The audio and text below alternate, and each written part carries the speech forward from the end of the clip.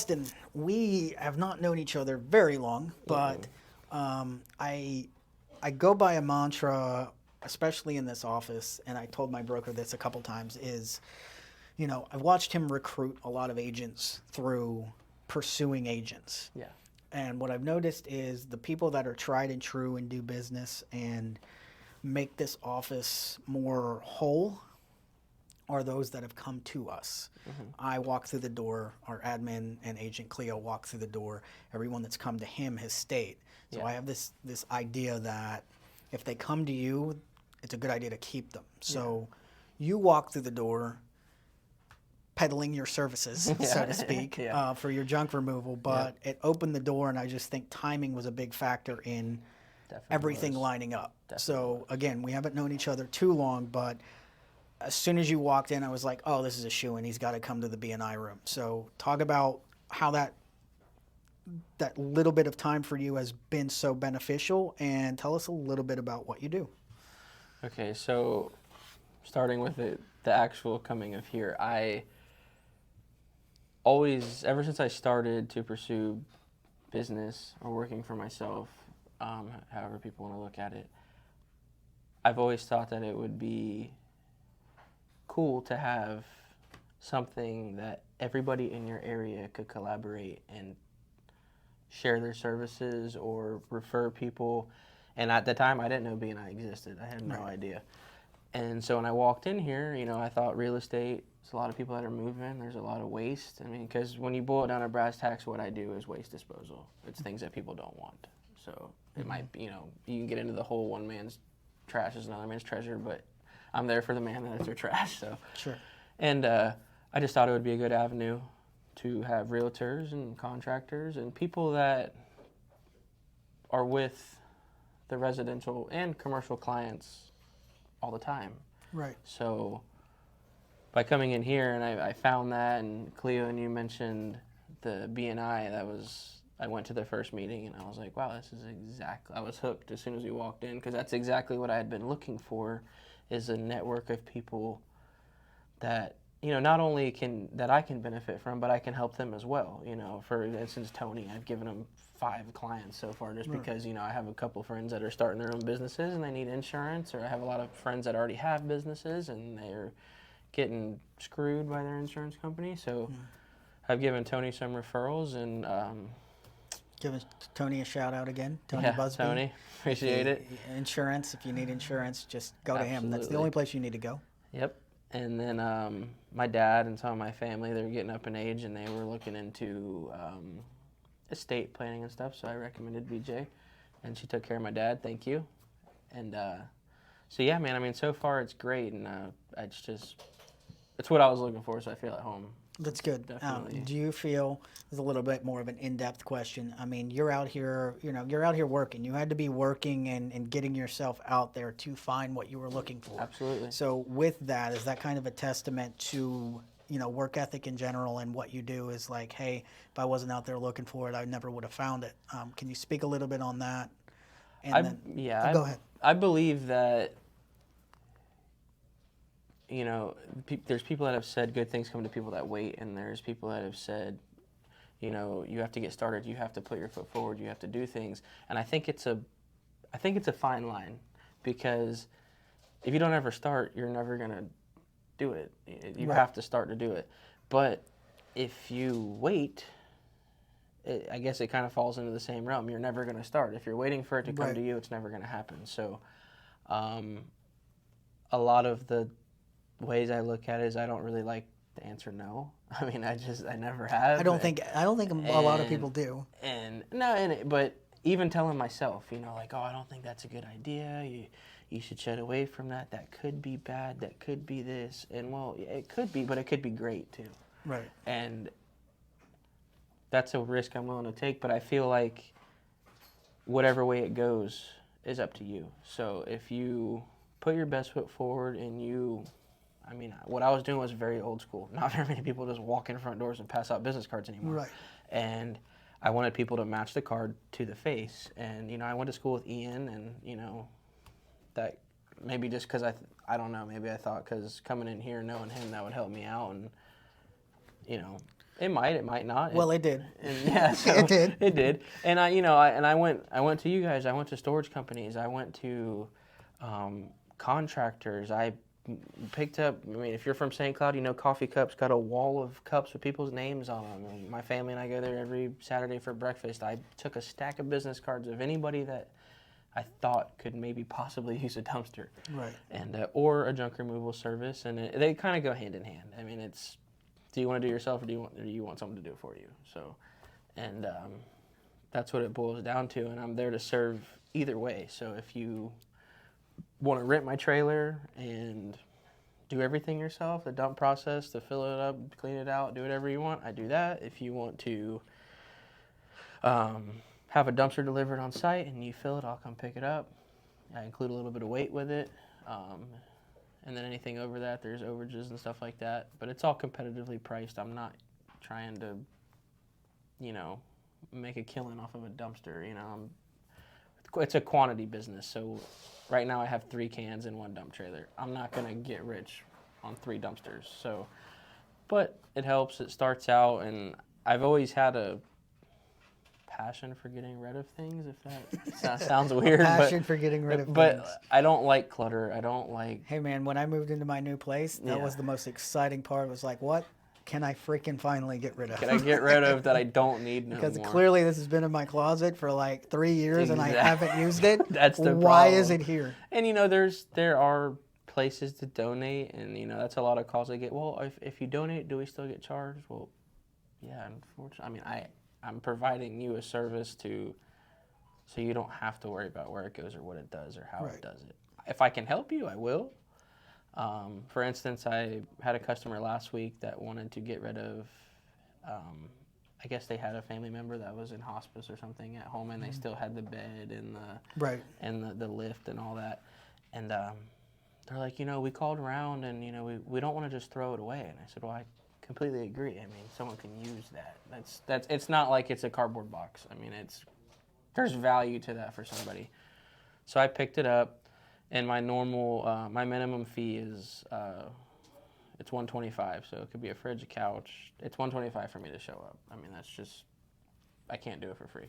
So I charged them my minimum, which there was stuff that I had to take apart, and if it wasn't going down the road that it did, it would have been more. But I took it and brought it right to Padgett's, and I said, give this to someone that needs it. Padgett's medical supply, it's down there by Staples. Mm-hmm. But I didn't want to just throw it away. So that store's been there forever. Forever. For a long time. And I walked in, and the guy's like, it's in that trailer? And I'm like, yeah, I put it in there nicely. And, I've had family members that, that bed's expensive. It's not cheap. And if I could help in any way I can, I mean, hopefully it helps someone that will need the bed. I mean, I can't say 100% that it helped the person that I still charge to get rid of it, but that's the price of doing business. I mean, yeah, of course. I have the $10,000 trailer, and I have...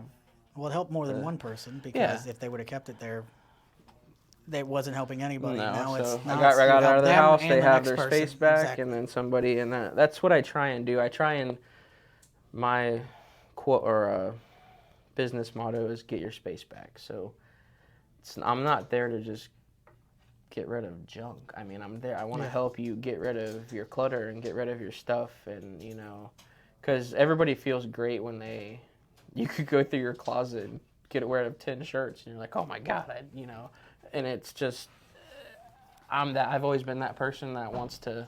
You either feel great when you do that, or you feel terrible because you're like, why do these not fit anymore?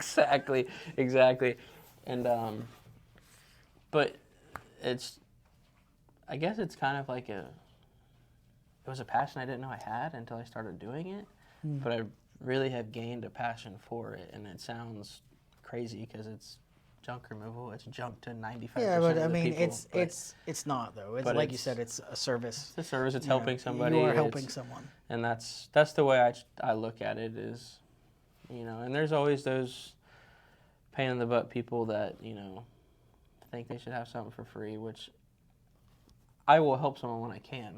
It's sure. I'm not a crook in any way. So.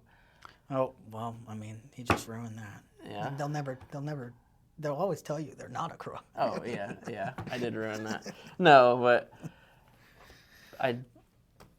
I'm just getting started, man. So I'm finding my niche, and it's Yeah. finding out what it's worth. And you know, a lot of people go into a business and they want to, well, what's your goal? I want to make money. How much money do you want to make? As much as I can. Okay, well, what is your time worth? Is it, you know, people want to provide a service, and you have to understand, okay, it takes X amount of time. For instance, lawn care. Well, we won't even go into junk removal. We'll go into something else, lawn care. If it takes you 30 minutes to mow that yard, but it also takes you $5 in fuel, if you have a guy helping you. So you have to account for all those things. And my opinion, if you go into business thinking you're just going to get rich and it's going to be a hee-haw, hoo-haw, you're going to fail. It's not going to happen, because you're going to be upset very quickly that doesn't happen that way. There's a lot of sacrifice. There's a lot of, there's a lot of nights that you're wondering how you're going to do it, you know, and you have to, that's where having the drive and the passion comes in, and you say, I'm not going to quit, you know. And I've had those nights already where I'm like, is this really worth it? But you got to look past all of it. And I know you haven't technically been in business very long, and you do speak on, you know, the sacrifice, or, oh, where is this going, and things like that, because I know there is some, as with any entrepreneur or any business owner, there is stress there. But how have you navigated it in that little bit of a time frame? And where, I know you say you obviously have a passion for this, where was there any like light bulb moment where you were like, okay, I'm on the right path, this is what I want to do, or was it an accumulation of things? So I've always worked for somebody. I'm a diesel mechanic by trade. That's what I've done for the past 10 or 12 years. And it's a great trade. It's taught me a lot. And but I've always wanted to work for myself. And I think that's the American dream. Everybody wants to work for themselves. Yeah, until they try do. to do it. And then you realize either you're a horrible boss, or you don't know what you're doing, exactly, or anything like that. Or you have no idea what you're doing. Yeah. I mean, the one positive to the junk removal thing is it's junk. So, I mean, it's not like I'm a moving company where I have to wrap your stuff up in bubble wrap and be super nice. And 95% of the stuff I take, it gets thrown in a trailer. Yeah, you and just dumped pick it at up. the landfill. You just pick it up. And, you know, and it's just the passion to want to do that. I'm not, a lot of people, like I said, they want to do it to get rich. And I think that's a good goal, but unrealistic sometimes. I mean, you can be successful and not be rich. Yeah. In my opinion. Well, I mean, you could use the textbook definition of rich. Like, you know, so I had an instance, and it's gonna sound weird, but like, it took me making money and making decent money to realize that I had always been rich. Yeah. And why I say that is because I realized that in me making more money, realized that I was able to give more money to other people. Exactly. And then that just facilitated this idea of like, oh, I'm still the same person. The money hasn't changed me, so of course I'm rich. Yeah. Like I was already rich before I made money. And that's what I think it boils down to is, and that's my goal. I don't want to be rich. I want to be comfortable. Sure. But I also want to give back, and whether it's to family or friends or to you or Tony, anybody that needs help in any way. Especially those that have given you an opportunity. Like exactly. everybody if in you that called room me gives today you and plenty. said, hey man, I need a dumpster at my house. Okay, dude, just pay the dump fee. Yeah. I'm not gonna. Yeah. And that's the plus side about us being a small town too, is we still kind of have those, there's innovations coming, but we still really get by on traditions. Yeah. And really, people can say what they want, but at least when you're surrounded by a decent community or people that were brought up in this community, there's a lot of that tried and true traditional look out for one another. Absolutely. I had a guy tell me one day, if I have eggs, you have eggs. Right. And I thought it was a kind of corny, but kind of a cool saying, because if you think about it, it could go anyway. I mean, and I love to help people. I love, you get that feeling when you do it, and I'm addicted to that feeling of, I just changed that person's day, maybe their life. So, and I think everything you do a little bit, You do little bits by little bit by little bit. I mean, you could be the first step, and like, you know, they pick up the phone, because I've heard it with staging companies and things like that. Like, a lot of people are afraid to sell their house because they're embarrassed. Yeah. So you could easily be the first phone call. Like, you know, I could give them a card, just be like, hey, call Austin. You could be the first call they make on the first step of the staircase to them finding a dream home or moving out of the area closer to the beach. And like, you could literally be the first step in their life completely changing. Absolutely. And I joke around, you know, like most people with their houses, they have a garage. What do people do with their garages? It's like we'll get that later. You know what I mean? Yeah. You know, because everyone has a junk area in their house, per se. Whether it's a junk drawer, whether it's a garage, whether it's a guest bedroom that gets all kinds of stuff stacked up in it. And I feel attacked because I don't think I have one. Well, hey, some people don't. But I don't, because I don't like to hold That's on to why things. you. That's why I do what I do, removal. because I get rid of it. It's so course easy you to don't have walk one in your outside and I'm house. like, hey, hon, you know, go throw that in the trailer, and the next dump I'll throw it away. Like, and but the passion is what's driven me to do it. And you know, I have 2 daughters. One's 3 and one's 8 months old, and that takes a huge passion or a huge toll on what I want in my life. You know, I want to spend as much time with them as I can while I can before they say, Dad, peace out. You know, Right. Thanks, I'm gone. You know, or they find their significant other. But I want to be around. You know, like my dad growing up, he was around, but he worked a lot. My parents were divorced, so I seen him every other weekend and a couple of days during the week, and it was great. And you know, because my parents were divorced when I was younger, I have made a pact that I won't do that. It wasn't hard on. It was kind of hard on me, but my parents were still. They were friends for me, if that makes sense. Yeah. So you know, like, it wasn't a traditional divorce. But you still had. I still wish I had both my parents some there. stability. You know. Absolutely. And if I can still work and make a living and be comfortable and spend as much time with my daughters as I can, that's my goal. Where do you see, like, if you had a vision board and you can see yourself? I mean, because we could sit here and talk about that all day. Like, oh, where do you see yourself? But I literally had a thought the other night of like, I have a plan, and some of those things go to plan, but I'm almost never where I seen myself a year ago. No. Either I'm most likely I'm better. Yeah. You know, so Absolutely. like, but you know, 3 years to 5 years from now, where do you want this junk removal company to be? Where do you want it to take you? So I mean, I'm hoping in 3 to 5 years I want it to take me to that. You know, I would like to have a crew or 1 or 2 guys that are, you know, are in a truck. The dumpsters I'll probably still always run, just because there's a lot that goes into it, and there's a lot of liability with it, and it would take a lot to train somebody to do that. But those are quick. I mean, a couple hours a day, which is, I'm fine with that.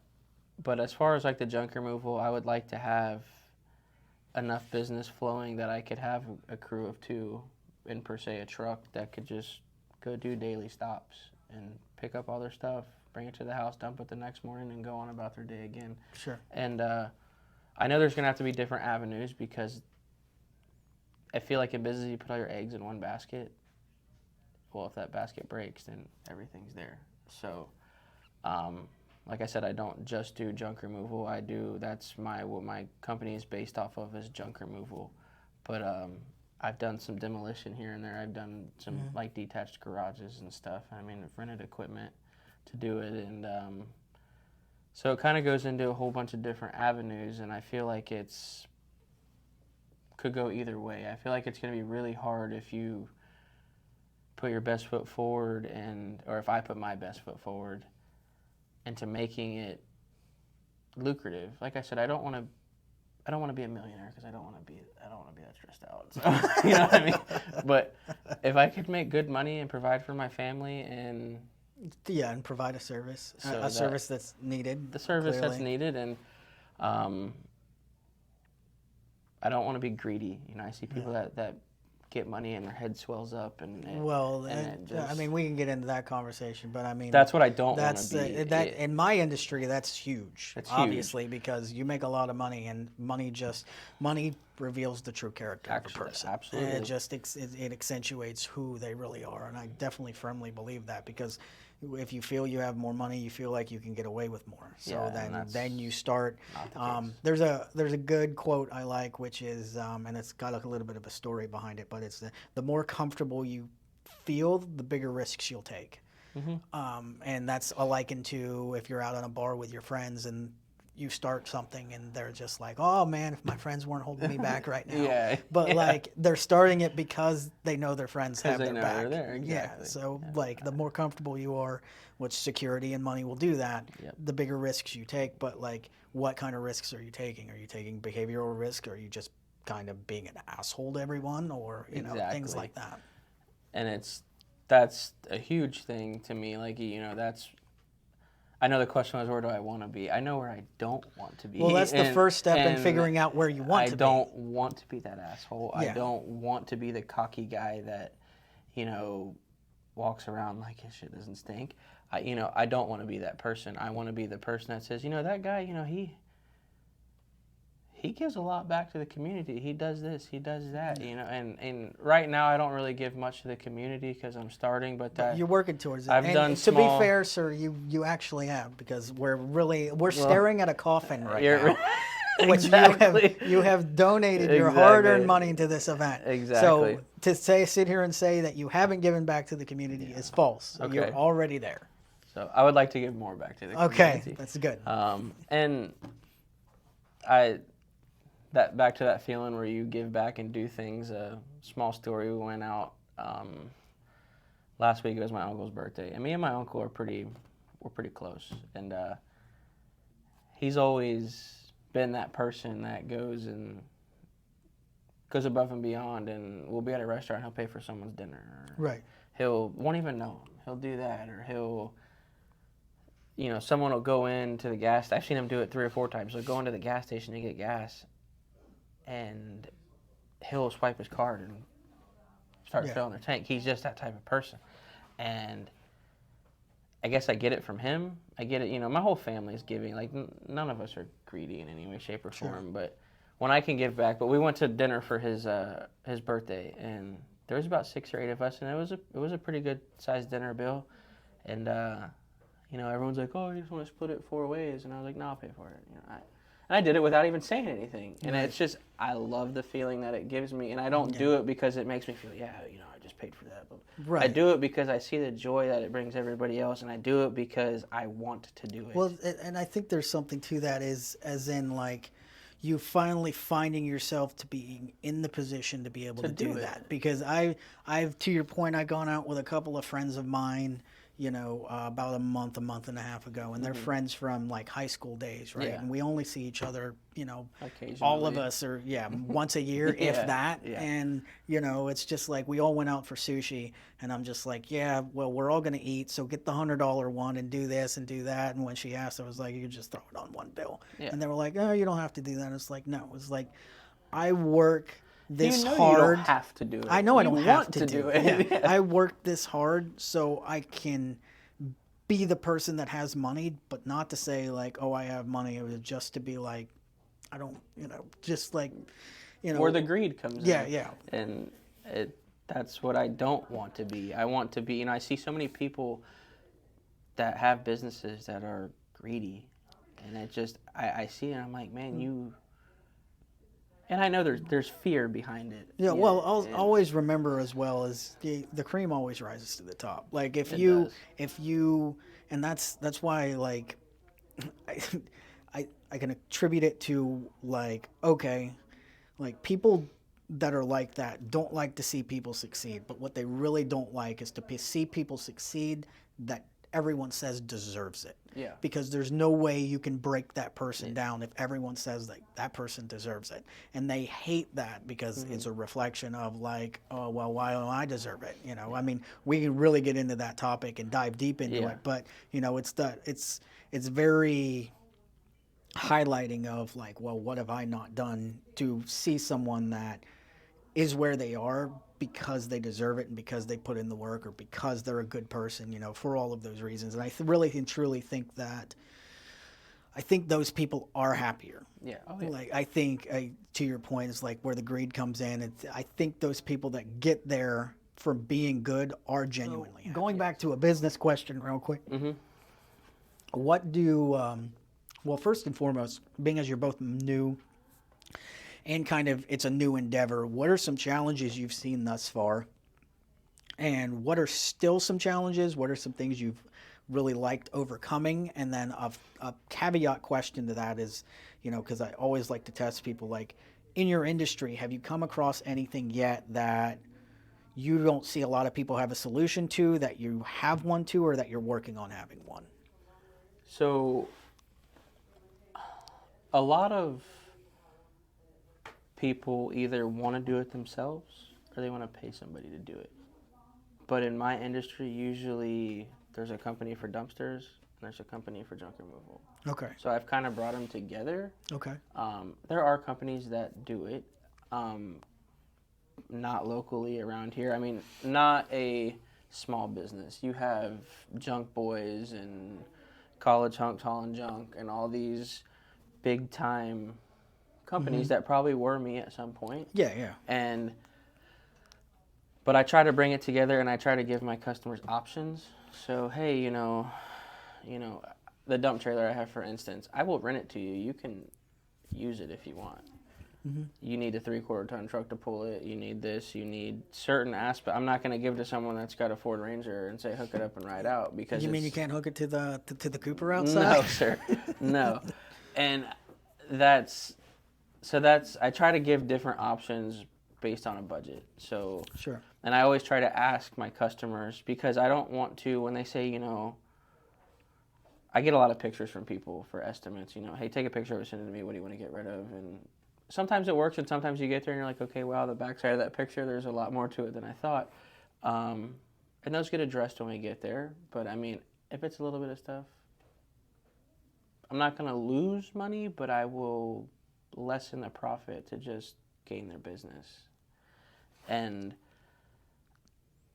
sometimes I think I'm too nice, but I try to, like you said, the cream rises to the top. So I don't want to be, well, that guy's just a dick, Yeah. And if he was like, yeah, man, he really helped me out, that's what I'm trying to do, is help. I don't want to bankrupt you by getting rid of junk to you, but on the flip side, I can't work for free, sure. And so I try and give my customers options when it comes to that. Hey, do you want to do it yourself, or do you want someone to do it for you? Or, there's multiple different factors. And, do you want me to, that's heavy weight. Do you want to leave that for a different time? I try to work around people's budget. And I always try to ask people, especially elderly people or people I know. I mean, it's obvious when people get to a certain age that they're on a fixed income. I mean, you can tell when someone is, and you learn how to read people. I'm sure you know how to read people when you're dealing with large amounts of money all the time. So I can genuinely read people pretty well, and I try to help when I can. So, like, it's all about helping people. It's about making a living and doing what you have to do, but it boils down to helping people and trying to reach that goal. My goal and their goal, Yeah, well, their goal. Their goal specifically, yeah. Specifically. And, I look at it as a joint operation. I mean, do you feel that there's a common camaraderie there with local small businesses where they're more about the person than the job or the transaction or things like that? Not saying that you won't have good people working for these bigger companies, but overall, do you find that because small businesses are trying to make their way, that they're a lot more attentive to their clients? Yes. I think that if I'm sorry, I might be mistaken what you're asking. Do I think like small... Yeah, well, in your own experience, like with working with local businesses and how you treat your clients, is that something you kind of almost pride yourself on, as like, I'm more about you than, like you were saying earlier, the paycheck and things like that. And especially being in a small town, I'm sure you shop local a lot too, and you go to Absolutely. local peoples. Absolutely. So it's more of like Like, do I speaking think on that we they should, like, take better care of the client than maybe a bigger yes, brand yes, and might. I think your demeanor, your attitude, your appearance, I think everything takes a factor in that. So, I mean, when I show up to do a bid, I mean, I'm in a company shirt. I have a company hat on. I'm not someone showing up in a tank top with a Right. beat up truck in the front yard that says, yeah, I can haul it off for you. Right. And I want to make people feel comfortable when I'm there because I'm entering their home. You look like you're there for a reason. Yeah. I want people to know, okay, well, I want them to feel comfortable with me there. I don't want them to think, okay, this guy's going to snatch the $10 that I have on the counter. Like, I don't want you to think you have to run through and, like, hide all your belongings. So, and that's one thing I think, like, I hate to point fingers, but, like, in the industry that I'm in, there's a lot of people that just do it to make $100 a day. And that's cool. That's fine if that's all you have to make. And like I said, I'm trying not to steer it towards money because it's not, but I think the professionalism That's what I was going to say. Is like that gets one brought person, to the table when we do something is you're not going to get that with a big time company, because when you have a big time company, I mean, everything we do, I'm on site. I am the owner and I'm on site. When you call 1-800-GOT-JUNK, they're going to send 2 of their employees in a truck. And they could be great guys. They could be total dirtbags. You have no idea. So when I show up, I like to pride myself in, I'm showing up with a truck that's nice. It's got a logo on it. I have nice equipment. I have polite people that are working there. I try and be there as the owner to be the one facilitating things and making sure everything goes like it should, and making sure the customer's happy. right? But at the same time, making sure it gets done. And that kind of leads into some people overpromise and underdeliver. And I try and live it the opposite way. Yeah. If I tell you something's going to take 3 days, I'm going to get it done in 2. I want it to get done in 2 days because I want them to be like, wow, he did it faster than he said he was going to do it. So it always exceeds their expectation, which I feel like you're not going to get with a big time company because they do so much volume. I don't think they care to a certain extent. So they're like, for instance, when I drop off a dumpster for 3 days, it's $300. I appreciate your $300. Like, you don't know what that goes towards. Like, I appreciate that. But $300 to a multi-million-dollar, they don't care if they lose $300. Right. And I will break even just to do it because I'm starting out. I want, probably shouldn't say this on tape, but you can't really afford to not accept the business. I mean, right. If someone says, "Hey, you're more so building your reputation and experience at this point." I had a guy in Harmony with a dumpster that wanted one, and he's like, "Man, I don't have $300." And I'm like, "Well, what do you have towards it?" And he's like, "I can do $250. That's the best I have." And I said, "Okay." And my dad's like, "Why would you do that?" And I'm like, "Well, A, the guy needs help, but B, it can sit in my yard and make me absolutely nothing, or I can help somebody out and still make a little bit of money, and we're both happy." Yeah. Devil's advocate, however you want to look at it. I mean, but I try to keep it tight-knit, if that makes sense. I want people to feel comfortable when I show up. I don't want to be like, wow, those are some shady-looking guys. And how do you, I know you haven't really ran into this yet, but this is something I'm going through now, semi-growing and expanding my business, or when I do expand my business. How do you think you might delegate the standard, so to speak? Like, let's say you start making a lot more business, if you can't be on site for every job and things like that, how do you foresee delegating the standard that you want for your business? I believe every business there's a right-hand man or woman someone you trust that is there not just for a paycheck, but is there that has the same vision that you have. Yeah, sure.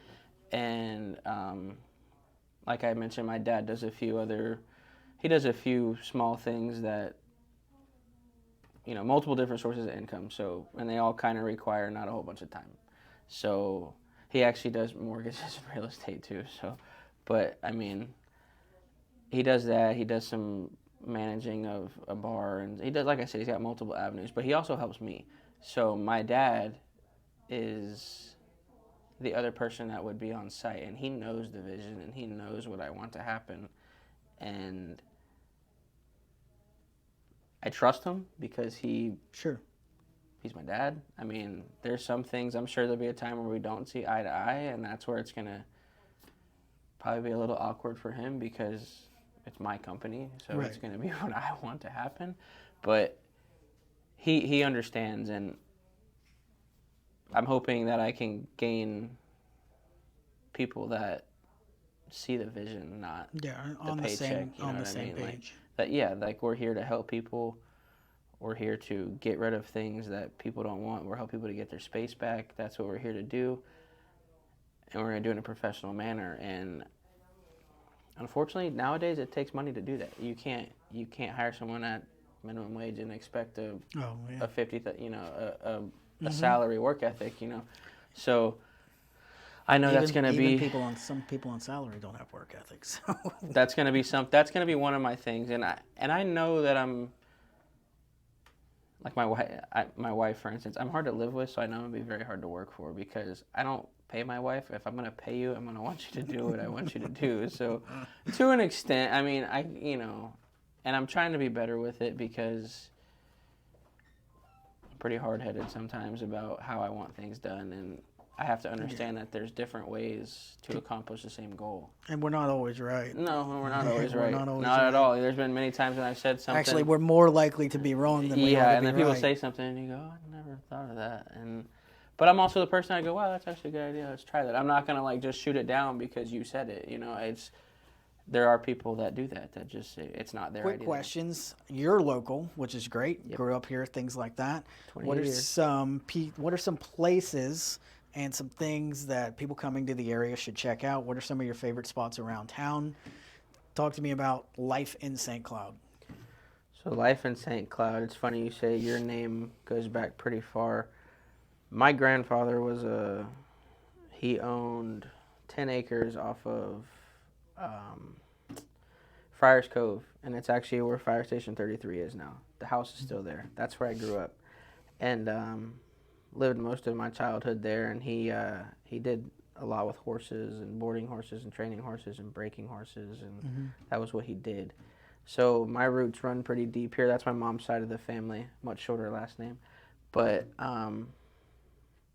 we've always ate at Fat Boys. It's something that we've always ate, and it's it's because of the environment when you go there. It's, hey, sweetie, how you doing? Blah, blah. Everyone's friendly. You don't get the blob that shows up at the table that, can I have your order, please? You know what I mean?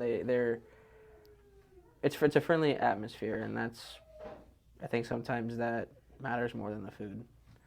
And so Fat Boys, that's one of the places we go a lot.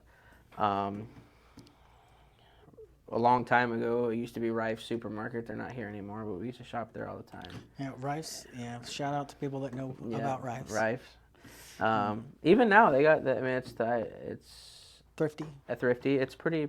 They got good food. They're good. I was thinking about going there the other day for some food, just because you get like 2 meals out of it. Every time someone's at Thrifty and they have food, I'm just like, that looks so damn good. Yeah.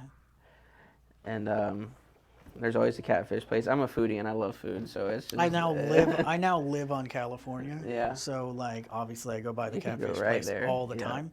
But you know what's funny is I grew up here. I had never eaten there. Really? And I just ate there for the first time last year. I'd been in there only because they used to have a photo of my great-grandfather in one of the hallways. Oh, okay. Because Reamer Albritton was the first game warden in Osceola County, so they had pictures of him in that restaurant. That's cool. Yeah, that's awesome. Yeah, your roots run deeper than mine, dude. Yeah. And it's so funny you mentioned it's still a small town to me. I mean, I see what it used to be, and it's not what it used to be. But I think all of us small business owners and everything. You know, when you go downtown St. Cloud, if you haven't been there, you got to check it out. It's cool. There's so many little shops and you know, little It's only restaurants. getting better too. It's Yeah, just getting, and it's, it's you know, slowly getting, and it's not like an overrun thing. It's not like everything's being flipped and converted. Yeah. It's still got that feel, but it's just kind of getting more and more into its own. It's its own atmosphere. And they're starting. You know, years ago, you go down there at 6 o'clock, and it was a ghost town. Right. And they're starting to extend their hours a little because they know it's. I think they're starting to realize it's not realistic. You know, Right. people do things after 6 o'clock now. They're not at home. You know. And, I mean, most people aren't even off work by 6 o'clock. So, you know, like Chimentos, for instance, I mean, you'd go down there on a weeknight. It was like 7:30, they were closed. And you're like, I mean, I really wanted some good food. But it's, I mean, St. Cloud, we definitely have a lot of good restaurants to eat at. And the lakefront's fun to walk if you like to walk. I mean, it's a good place to go hang out, bring the kids. I know they have the river tours now, and I spoke to a guy the other day, actually. He started jet skis up there, so he got the city contract to do jet skis, so that'll be cool. I think it's Ian's cousin, actually. Yeah, but, it is. He's been doing it for a while. I think Brian is his name. Yeah. He works at, Kisselback. Kisselback, they got good trucks. I mean, they've always been a hometown dealer. Super St. Cloud statement. Yep. Yeah, it definitely was. Like I said, we've been I need trucks for what I do, so. That was your St. Cloud is showing hard right now. I know. As I'm sitting here in boots and jeans, but it's okay. But there's a lot here. I mean, there's a lot here for someone that has the time to look at. If you're just passing through, it might not look like much. Right. But, and obviously it's growing, you know, and and that's part of the reason I love B&I. It's part of the reason I love doing what I do is because I know it's growing, and instead of having that mentality like, oh, it's time to split, like, no, we reinvest. Like, reinvest in the community. Keep the traditions alive, things like that, you know. B&I, innovations and traditions, is one of our core values. I feel like St. Cloud, like, really hits home with both of those. Most definitely. And it's, like I said, the support that we give each other is exceptional, I think. And I think here, if it's going to succeed anywhere, it's going to be here because, I mean, it's like I said, you have eggs, we have eggs. I scratch your back, you scratch my back. It's just, it's always been like that, and I think the people that have been here forever know that. So they would rather, and I don't even think it boils down to money. Like you said, the transaction, I don't think it matters. I think they would truly rather support a small business than what it would cost them, if that makes sense, or what they're going to get from it. I see stuff all the time, you know, support the small business because that's, you know, that's my kid playing baseball. That's my kid, you know, that's us taking our vacation. That's what you're doing here. And that's when I say, hey, you know, go to Dalton if you need to sell your house or buy a house, or if you have any real estate questions or anything like that. If you go to Dalton, he's going to help you. And I truly know, not think, because I think he might be good. I know that you're going to do whatever you can to close that deal with him because that's what you do and that's how you make a living, but you're there to help them as well. You want to, and like you said last week in B&I, you know, even if it's their house is too big and they want something smaller. Yeah. And I think every business boils down to helping somebody in some way, shape, or form. Whether it's feeding them, whether it's putting a roof over their head, whether it's taking clutter out of their home, whether it's mowing their grass because, you know, maybe they can't do it. Maybe they have a bad knee. Maybe they just, you know, in the Florida heat, I mean, I wouldn't want to do it. I know. Yeah, I don't want to mow. No. And I pay someone. Let's say hypothetical, you know, what you're doing takes off, and I think it is. I think it's already there. You know, you're just going to see more and more of this. It's just going to be, you know, in the future, it's going to be more of kind of, I don't want to say what you didn't see coming, but it's going to be more business, you know, and then you're going to have to navigate that.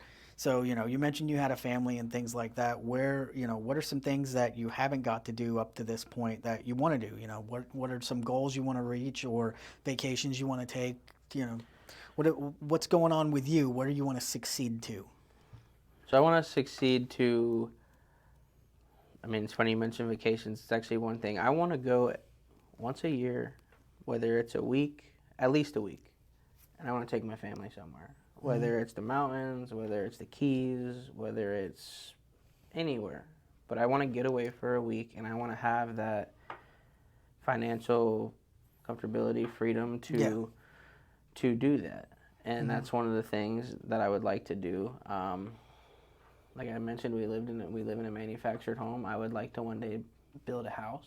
I want a home. I mean, our house is a home, but I want a house. I mean, we're 4 people. 2 kids, my wife, a dog, and I, and we're 1,500 square foot. So it works for now. But that, if I get to the point where I could build us a nice home, or have us a nice home built, be able to go on vacations with my family every year, and fund the things that my kids want to do, whether it's ballet or racing dirt bikes or doing whatever they want to do, and I can do that. But whatever they want to do, like say it's a softball team, baseball team, I want to be able to say, I bought all their jerseys. Like, that's where I want to give back. I want to do things like that. And, just because you give back, you don't always have to give back to someone that you don't know. I mean, it's giving back is giving back. I mean, whether you're going to lean towards family, but doing it to someone you don't know is, I think, more satisfying, and you get more gratitude off of it because you don't know them. So you don't know how much you've impacted. But I want to be able to do that. I want to have the more time, I guess, to be able to to put in the effort more towards my family and helping out in the community and doing what I can, going to all of the downtown events that we do. I know they have the monthly business, small business, monthly market, and I want to be able to do that. I want to be able to just give back, and obviously you still want to make money and live your life but I mean, if I can have that and still be able to give back, that's where I'd like to highlight the fact, and we did highlight it a little bit earlier, as it's not just that's some people say that, and it's kind of a facade, but with you it's definitely legit, because I only seen you, what have you been coming to BNI for, like 3 weeks? Yes. But as soon as I mentioned something about an event and I was taking donations, you were immediately there, and you're like, hey, what do I need? What's good? What should I give? Yeah. And then not just that, you're one of the people in there that are always there, and you're consistently asking questions like, do you need anything? What should I be doing? Yeah. Let me help you with this. Let me help you with that. Yeah. And to my point, I think that attitude plus the work ethic is going to take you much further than what you ever expect it to take you. I hope. And I really do believe that. And I think, you won't have to, good things come to those who wait. We touched on that earlier, but I don't think you're going to have to wait for very long. And I appreciate that. I'm glad that, timing was on our side. You walking in here, looking for what we have to offer is great. And I don't think you're going to be, and I don't think you're struggling now, but I don't think, I don't know if you're ready for the good things that are coming. I don't think I am either. I mean, I'm like physically ready, but I don't know if I'm mentally ready.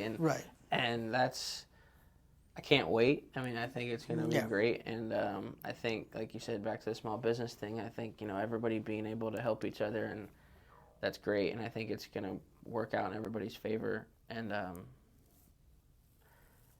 like I like our BNI motto, givers gain, which I feel like it's a fancy way of saying, if you pay it forward, absolutely, 100%. Positive karma comes around, just like bad karma does too. I mean, don't forget bad karma. No, if you do something bad, I'm a firm believer in that too. I mean, if you do something shady, I might get flack for this, but I really don't care. No. I really do think, and it's part of my black and white personality coming out here, but I really do feel like, your reputation will always precede you. Mm-hmm. And you really do, kind of get what you deserve in the long run, I regardless of what that agree. is. If something bad happens, you probably, even if you didn't know you were making a mistake at the time, you probably did. But I really do feel like your reputation precedes you, and I will speak on, how that is in real estate. And I'm not going to name any names, because I'm the type that focuses way too much on myself to really care about what's going on around me or who's working around me. But, you know, that's what it's like in my industry, and your industry is fairly competitive as well. But for the competition in my industry, it's, you know, I realized very quickly that you cannot do this job half. You can't do it half-assed. You can't be half in. Like, you got to do it full-time all the way, because those people that are half in, and I'm not going to say they fail completely. That's not what I'm trying to say. What I'm trying to say is, you know, at least for me, I watch more of those agents fumble something, and you're literally dealing with, you know, the biggest purchase of someone's life, the biggest investment of their life. You have their life in the palm of your hand. Yes. And you know, and this is just me in my opinion. Take it, leave it. I don't care what you do with it, but like, you should be taking that seriously. Oh yeah. Very seriously. Absolutely, 100%.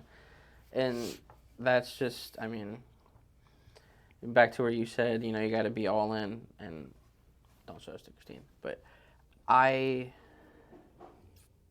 you do know that I still do have a job as well that I do, and I know part of being an I, you're not. So, but I mean, you have to start somewhere. I can't just jump and not have a way to support my family. No, so, and you're in that position, and that's that's going to be my next leap. My first leap was going $50,000 in debt. I mean, it is what it is. It's those steps of commitment on the staircase. It's like, well, now I'm here. Well, now I got to commit to BNI, and I have to commit. Well, now I have to commit here. So it's those little steps. And of my commitment. wife, you know, when we first got married, she would always, you know, can we do it? Can we do it? And find out, like, and that's I mean, it's a crazy way to look at it, and you know, but if you're always worried about it, you're never gonna do it. You know, the roll-offs, for instance, the dumpsters that I got, I mean, it was $30,000, and I lied my behind off to get a loan for that. I don't make anywhere close to what I said I made on that application, but I've put myself in the position to, well, you have to succeed, sink now. or fail, yeah, sink or swim, and I don't. I've always said that, you know, you can sink or you can swim, and I'm not going to sink. Like, there might be a time that I do sink, but there's going to be every physical, mental reason or avenue has been explored before I sink. There will be no door unopened, and no stone left unturned. Nothing. And it's scary. I mean, it is what it is, but I mean, that fear, I think, drives people too. I mean, and you know, absolutely. I put myself in that position, and I'm glad that I did, because, I mean, I'm looking at a sign. You guys don't see it, but there's a sign right in front of me that said, "The secret of getting ahead is getting started." If you never start, you're never gonna get anywhere. So I had to start somewhere, and some people will say, "Wow, that was kind of dumb for you to do all that," and some people will say, just remember that, you know, this is something I try to remember all the time, is when people tell you you can't do something, they're talking about their limitations, not yours. Exactly. And things are different now, and I feel sometimes you just have to man up a little and just do it, because nobody's going to do it for you. Well, sir, we definitely have a lot of content, so I will, for one, say I'm glad you got started. Otherwise, we wouldn't be in this room together. Absolutely. And obviously, I'm hoping, and I really do foresee, this is going to be a very mutual relationship, and everyone in that room is going to be a mutual relationship. So I'm glad 100%. You came on board. Timing was perfect. So It was. It couldn't have been any better. You're good. So thank you for your time. I appreciate it, man. Thank you. Absolutely.